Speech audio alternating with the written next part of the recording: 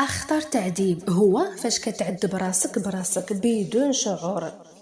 كتقنع راسك باللي ما عندكش قيمه، باللي راك انسان فاشل، باللي هاد الحزن عمرك تخرج منه، هاد الثقل في قلبك ديما تبقى هزو. تعذيب كيجرح القلب ديالك، قلبك ما كيبقاش قادر كيتحمل. المشاعر ديالك كتموت قبل قلبك، وقلبك كيبقى ياخد العذاب غير بوحدو. الجسم ديالك كيتهلك، ما كتبقاش قادر تاكل ولا تخرج، ولا عندك النفس تهضر مع شي واحد. علاش هادشي كامل؟ علاش؟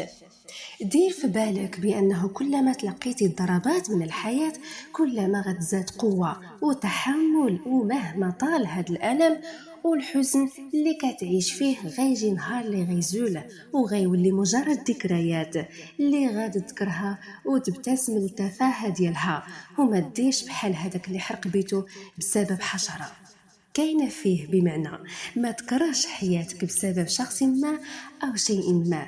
الحياة كبيرة وواسعة، ما تحصرش راسك في التفكير في تفاهة الأمور وتخليها تقتلك ببطء.